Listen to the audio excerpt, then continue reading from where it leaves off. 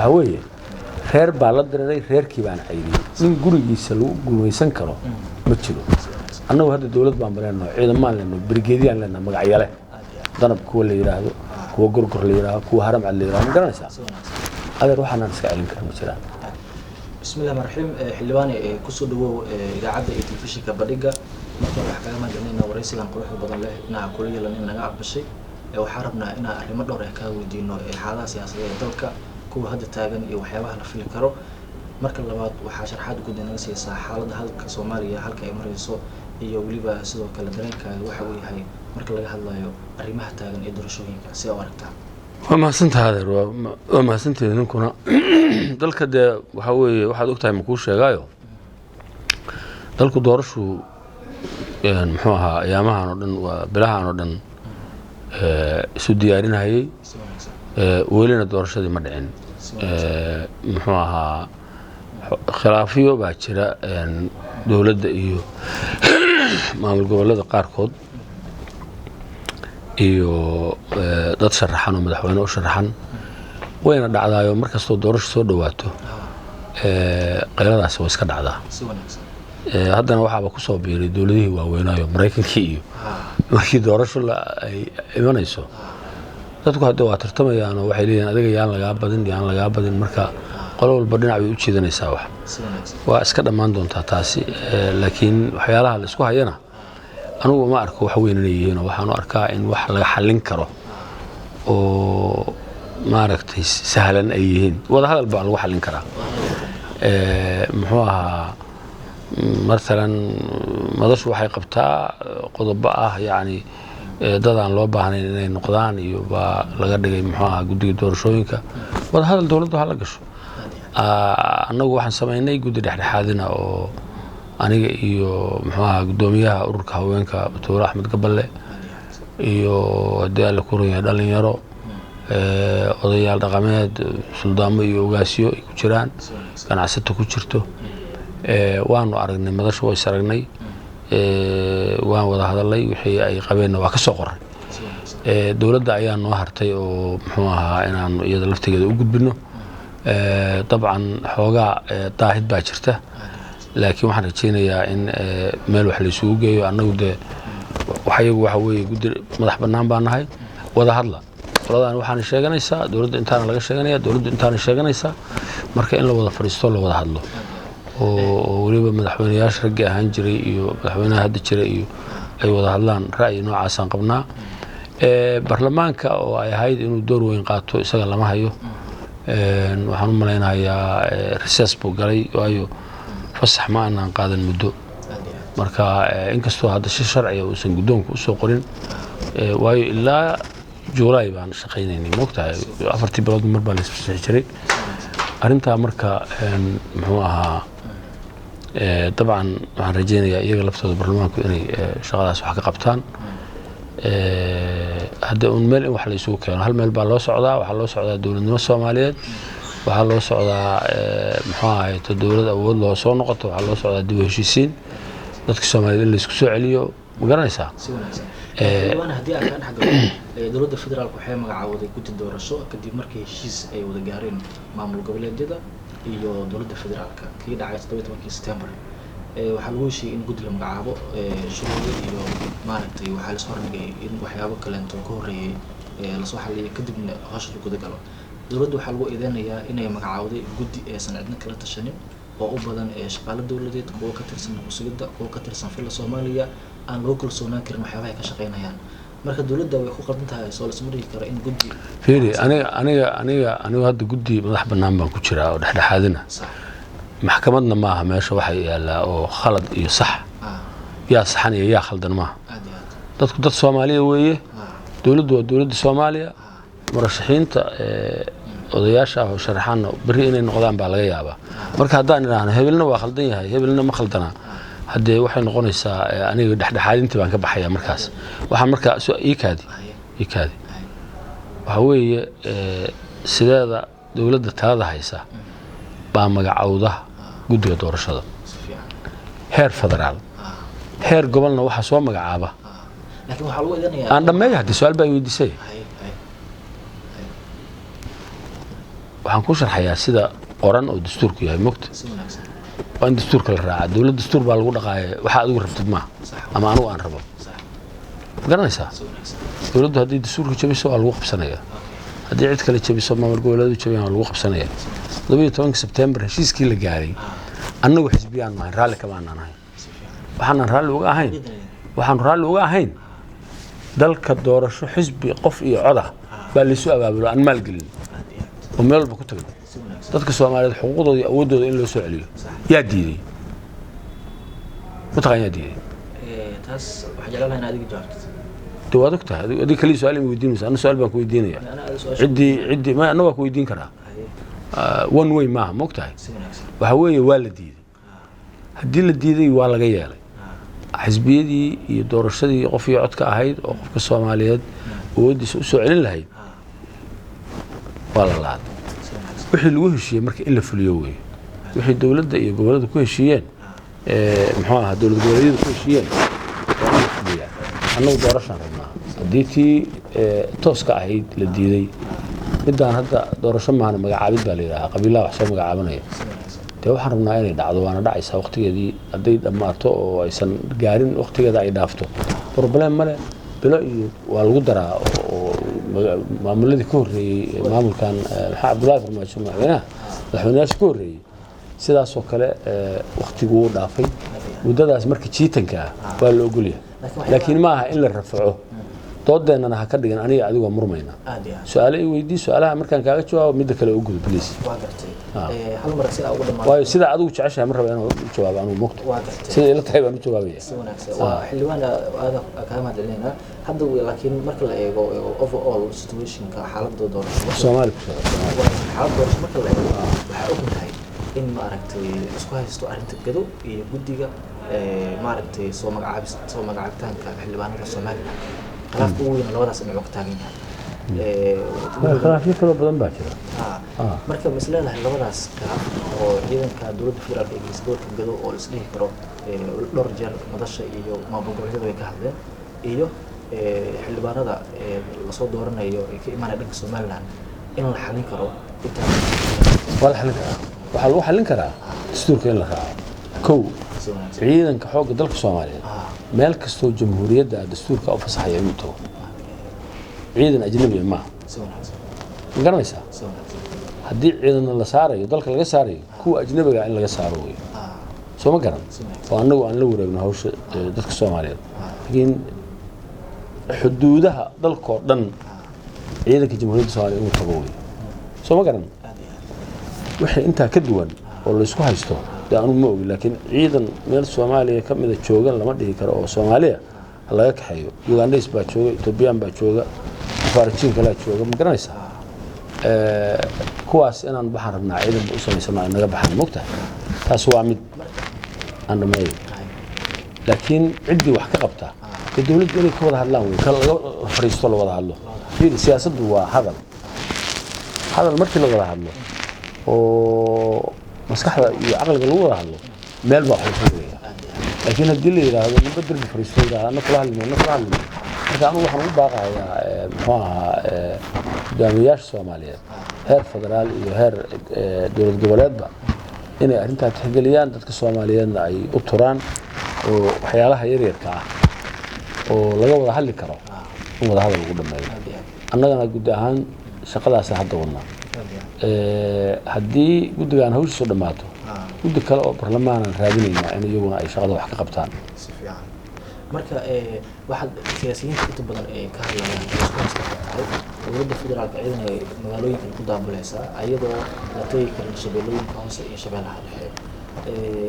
oo waxaas waxba kama jiraan shabeellada hoose shabeellada dhexe ciidan xoogga dalka Soomaaliya jooga waana ogtahay laakiin marka oo ay dagaalamayaan shabaab dhaliisho shabeellada hoose iyo shabeellada dhexe meesha ugu ciidanka dowladda badan doodahaas hadaa inay gelisid marka taana ciidan ma ah adna ciidan ma doodahaas ka gudub waxa weeye ciidanka dalka Soomaaliya iska dad Soomaaliya weeye meel kasta oo looga baahan yahay way tagayaan Soomaa marka waxaan ka codsanayaa dooda inaad ka gudubto okay aad ma santahay taas wax gudbina waxa ognahay in xiisad ay u dhaxayso dowladaha Soomaaliya iyo Kenya oo ilaa hadda xal waxa ugu dambeeyay shirki IGAD ee ka dhacay magaalada Djibouti waxaa la sheegay in guddi la saaray si arrimahaas loo xalliyo safiirkii Soomaaliya u fadhiyay dalka Kenya iyo kii Soomaaliya u fadhiyay Nairobi labada dowladood oo kala yeerteen ama Soomaaliya oo ceerisay safiirka haddii si kale oo dhigno xiriirka u dhexeeya Soomaaliya iyo Kenya xilligan la joogo sidee u aragtaa maadaama laba dowlad dirsan yihiin waxaan rabaa inaan soo afjaro intii hore waxa weeye markii buuq siyaasiga dhaco dowlad baa dalka ka jirta dowladda dulqaad waa laga rabaa inay dadku waxa ay sheeganayaan tixgelisana waa laga rabaa dadkana inay garta u soo fariistaan yaa laga rabaa laakiin luqaddu markay noqoto midmid ku taag iyo waa dagaalamaynaa iyo 19 baa loo noqonaya luqad fiican ma taas soo ma garan waxa la rabaa dalkaani dib u soo maray 30 sano dhibaato ku jiray qof kastaana mas'uul buu ka yahay nabadgelyadiisa dooda siyaasadeed inaysan noqon dood muruq ku saabsan baa waxa la rabaa dood maskax ku saabsan inay noqoto dawladdu hadday gar daran tahay waa inay fariisataa xataa haddaysan gar darnayn wixii lagu haysto dawladdu shacbigeedii weeye waa inay u soo fariisataa oo yeeshaa ma garatay waxay rabaan ahaade ciid meelgeey ha noqoto wax kale ha noqoto guddiyaasha sheegaysa ha noqoto Soomaaliland ha noqoto waxaas oo dhan wada hadal inuu dhameeyo haddaan wada hadal ugu dhameeyo way wax xun oo aan macna lahayn oo aan Soomaalida dan u ahayn dadka Soomaalida dan u ahayn ayay tagaysaa mana fiicna halka inay tagto waxa soo haray arrinta hadda sheegaysid Kenya hadda ka horna waan ka hadlay wax badan baan ka hadlay weelkeedii waa buuxsamay Kenya ummadda Soomaaliyeed oo dhan waxay u haysataa wax la yiraahdo argagixiso ay ku magacaawdo kuwa Soomaalida ah oo ay gumaysato oo gobolka NFD degan shufta u yaqaaneen waa loo yahay idinku dhalinyaraatiin inaad internetka gashaan oo YouTube-yada daawataan oo Kenya anagu maxaan isu nahay Kenya anaga Ethiopia anagu maxaan isu nahay dhul baan ka haystay isticmaar baa bixiyay Ingiriiska waqti dhow aabayaashiin nool yihiin bay ahayd markay arkeen dawladda Soomaaliyeed inay burburtay oo daciif tahay ayay marka hadda waxay la soo baxeen hunguri amaran badda anaga leh marna dhulka iska soo galaan dadka inay laayaan xoolaha laayaan marka laga aamusimayo waa la iska dhicinayaa waxaan qabaa haddii arrintaas sii socoto hadee xaq iyo xaq darrada hadday isqabtaan Soomaaliya awood bulada inay iska dhiciso Kenya maadaama Kenya wadda inta soo sano dhisan ay ahaa hub iyo maaragtay tira ciidan awood adiga hadda haddii ninku soo waaro gacmaha u taagaysa adoo qoriyo haysta waa may maxaa u leedahay maxaa dadka miyiga u joogaysaa oo iska dhicin kartaa misaasaa wariye ku tahay ayadu su'aasha inay weydiisid ma Soomaaliya cid soo weerarto iska dhicin kartaa Mareykan baa 93 soo weeraray iyadoo aan dawladahay hal qabiil baa jooga iska dhicin maxaa u leedahay Soomaaliya iska dhicin kartaa wax Soomaaliya fiiri 40 kun oo ciidan Mareykan ah jooga 93 waad maqashaa daadan ma aadan dhalan barmaynay ma aadan dhalan laakiin Soma ma yarbaata waxa weeye reer baa la diray reerkii baan cayriyay in gurigiisa lagu gumaysan karo ma jiro annagu hadda dawlad baan bareeno ciidamaan leenno brigeediyaan leenno magacyale danab kuwa la yiraahdo kuwa gurgur la yiraahdo kuwa haram cad la yiraahdo ma garanaysaa adeer waxaan iska celin karaa ma jiraan waa la iska celin karaa si fiican baan la iska celin karaa iska celintuna muruq kaliya ma aha waxyaalo kale tiro badan baa siyaasad baa la iska celinayaa diblomacy baa la iska celinayaa dacwa la iska celinayaa muruq iyo ciidan hadii la yimaadaan waa la iska celinayaa shacbiga Soomaaliyeed kulliga waa hubisay kulliga ayaa military 30 sano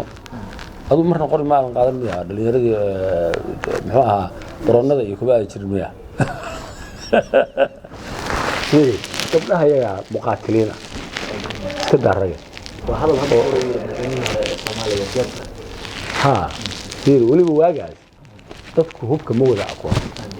laakiin hadda dadku kulli hub bay haystaan sida loo ridana waa yaqaaneen annagu intaan isku jeedno weeyaan haddii aan aragno cadawna soo weeraray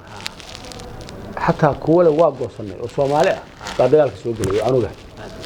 markii Ethiopia ay qabsatay xamar sidaas ay ahayd sida Hargeysa dagaalka waa galay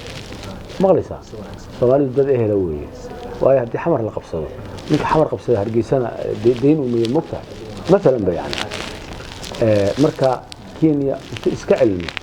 yaan wali waxaan qabaa dadka Soomaaliyeed ay gumaysato dhibta ay ku hayso oo 50 sano 60 sano ay gabdhahooda ku sanaysay wiilashooda leenaysay xoolahooda baabi'inaysay gobolka NFD وكعها سومالي هدي كعدو وأنا إسحريني مثلا تركي مركا كينيا بنان كان إسكمرين بدأ يديسن قادن كرين يوكا يديسن قادن كرين كي هاي سفلوات كيسا لغو حريني ودفك ديجن كحريني kiiska Soomaaliya hadii artibada soo halqaadii aan wax ka dhaho waxa soconaa in dawladda madaxweyne Xasan Sheekh in maxkamadda ICJ ay geysay caalamiga ah isla markaana maaragtay doodo adag laga galay dawladda madaxweyne Farmaajo in door jeer la biloway laakiin mar walba dib loo dhigay marka marsidii kara dawladda ma figaabeysa kiiska badda dacwadda Soomaaliya u dhaxayso maadaama wax horumar aysan ka gaarin xitaa waxa lagu eedeeyay in shaqada ka ceelisay qareenadii u doodayay Soomaaliya oo maaragtay waxa weeye adeer horta dib-u-dhigidda maxkamadda waxaa codsatay dawladda Kenya ee dawladda Soomaaliya ma codsan dawladda Kenya ma dawladdan ma aqbalin maxkamadda aqbalay dawladdan aqbal ma leh dawladda Kenya aqbal ma leh dawladdan codsi bay leedahay marka haddii dawladda Kenya codsatay oo dib loo dhigay maxkamadda dib u dhigtay dawladda Soomaaliya dib uma dhigin una malaynayo dawladda Soomaaliya iska daaya shacbiga Soomaaliya shacbiga caadiga ah inay yeelayaan badda Soomaaliya in ay kala qaadato marka dawladdii arrintaas ka soo bixi weeyay ayay u daran tahay dawladda Soomaaliya oo aanayso dawladda hadda Soomaaliya madaxweyne Farmaajo hogaaminayo iyo dawladda hadda Itoobiya haysato inay xiriir aad u dhow ka dhaxeeyo aad maaragtay ay soo wanaagsan yihiin waxa jirtay dagaalkii TPLF in dawladda Soomaaliya ay sida badan u taageertay sidoo kale in waxa la soo sheegayaa dawladda Soomaaliya ay kaalin weyn ka qaadatay oo xitaa warar qaar ay sheegayaan oo iman soo baxay in ciidan Soomaaliyeed ay ku dhinteen oo dagaalkaas laga qayb galay ma is dhihi karaa xilligan inay Soomaaliya ku milmado arrimaha dawladaha dariska ah sida siyaasadda Itoobiya iyo Soomaaliya oo laba dawladood oo cadow isku ah in saaxiibo dhow ay noqdaan dawladdan taas oo ku fudaatay adaa xukumay waxa weeye horta anigu ma aanan maqal in ciidan Soomaaliya kale mana geli karo ciidan Soomaaliyeed dagaal Itoobiya ka dhaxeeyo Itoobiyana hadda iyada isku jeeda inta isku jeedo waxana la ka rabaa kaas maahane waxaana la ka rabaa annaga timaha inay dhinac Soomaan oo aan midoobno oo dawlad xoog la samaysano haddii kale Itoobiya hadday soo noolaato dawladnimadeeda ku soo noqoto 30 sano wixii dawladnimada loo diidanaa iyada ilaahay isku jeediyay intay maqan tahay inaan iyadoo maqan hadba dhinac u kala jeesano xagga iyo xagga ka baxay kaasniraana ma waxa loo baahan yahay adawgaas maqan intuu maqan yahay oo soo soo noolaan in inta la isu tanaasulo oo la wada hadlo dadka Soomaaliyeed oo dhan la mideeyo dawladda Soomaaliyeed oo xoog la sameeyo magar xataa dhalinyarada dareeraysa shabaabka iyo kulli heshiis loo wada galo arrinta loo baahan yahay taa weeye bigger picture yani sawirka weyn in la arko weeye sawirkan yar oo ah muxuu ahaa meesha yarta iyo luqluqyada iyo tuulooyinka iyo gobolada ma aha arrinta ka weyn waxa weeye adiga mustaqbalkaaga iyo kuwa dhali doonta mustaqbalkooda baa khatar ku jira haddii aan la midoobin la wada hadlin xameel la soo dhigo ay Itoobiya hadday soo noqoto hadda xaaladdu hadday ahaato kusreegii waa ka daraanay sidaan doorkay ma dhammaanin cadaynimada Itoobiya annaga ma dhammaanin xaaladda Itoobiya oo fiican Soomaaliya wax fiican ma jiraan dawladda Itoobiya ninka xukuma dawladda Itoobiya siyaasadda ku shaqeynaya dawladda Itoobiya siyaasadda Soomaaliya kala laga shaqeynaya dawladna waa haysataa dadna waa haysataa wadaasna waa irta marka hadda waa naga sii jeedaan intay naga sii jeedaan oo iyagu isku jeedaan annagu inaan shaqaysano midoobno oo dawlad fiican samaysano xoog leh la midoobo oo ma garanaysaa hal meel loo wada socdo haddii kale waa dhumaynaa sida kuwa hadda ay gumaystaan Kenya iyo Itoobiya oo jumhuriyadda Soomaaliya gelaysaa taa in laga digtoonaado weeye idinka haddaad dhalinyaro meediya tihiin ka fikira mustaqbalka dalka waxyaalaha luuqa iyo qabyaaladda iyo ha ka hadlina waxaa ka hadashaanin national interest wax la yidhahdaa waa maxay nasha danaha qaranka danaha ummadnimada yaa la rabaa in xoogga la saaro adeerkay baa xagga ka xanaaqay iyo walaalkay baa muxuu ahay dawladda madax ka iyo maaha waxa qof jacayl iyo qabiil jacayl iyo qoys jacayl halkana dhigay qaran jacayl baa loo baahan وكا الجماعة حاولوا إنه صحيح دول يعني أبي أحمد أصلا ما كان كذا وصحيح واحد صحيح هذا كذا عنه وحنا مغري ستيتمنت كوميونيكيت يعني وحي اللي صحيح برلمان كان ثاني هذه مثل هذيك المثل برلمان هذا أذاك برلمان كان لما كان دي وحال كان كلا قولها وزير هذا لما كان برلمان كان لما كان كوميونيكيت يعني مغري صح مركا إثيوبيا أنها مرنا اسكودن ما هاني مثلية درس بعنا هاي درس لماذا أمان إننا يدنا أمان سوري هذا أننا أي soddon sano muxuu ahaa naqashaysay inkaartayda waa ku dhacday wasaa isku keensatay inaan ku mashquulno maaha iyada inaan annagu isku mashquulno oo isugu mashquulno dowlad inaan dhisano hadalkaas waa inuu ku dhacaa hadba luuqa iga soo bixino yaa adeer ugu dambeyn xildhibaane xaaladda wadanka waxaa tahay qof aad uga qaba wadanka soomaaliyana intaasoo sano oo 30 sano ku dhawaad hadda dagaalay iyo wuxuu ku jiraa iyo kala qaybsanaan aad uga sidee is dhihi kartaa Soomaalidu isku soo dhawaan kartaa iyadoo ay maamul goboleed waa sahal waxa weeye fiiri horta dadka hogaaminaya ama qabiil ha joogeen ama gobol ha joogeen ama dowlad goboleed ha joogeen ma garata yaa waxaan u maleynayaa su-aashii u dambeysay inay tahay soo ma yaa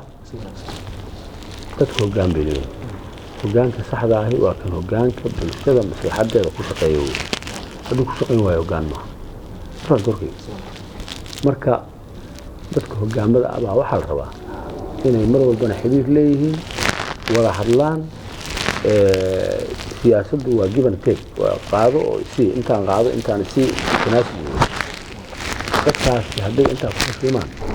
waxay noqonaysaa soddonkaas sano waxaan nahiyay intaas ahayd mugtahay hoggaanxumada ah waxay noqonaysaa in hoggaamo cusub la doono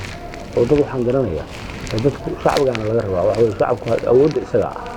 dowladdana isaga ah hadduu intaa garan waayo isagay kala qaybsan yahay oo wixii awal dilay iyo qabiil u kala qaybsan yahay dee waxba la heli maayo ninka hoggaanku hadduu xumaado dadka markaa uu xukumaa la rabaa inay xoog saaraan oo cadaadis saaraan inuu tooso